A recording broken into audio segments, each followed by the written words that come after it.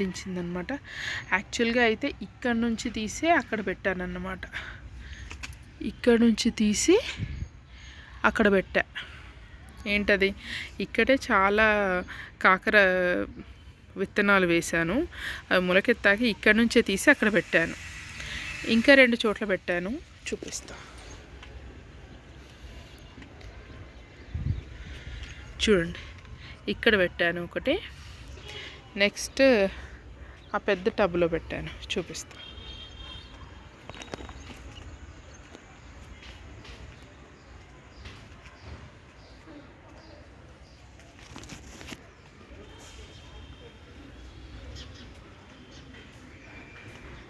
ఇదిగోండి, ఈ పెద్ద టబ్లో 2 పెట్టాను.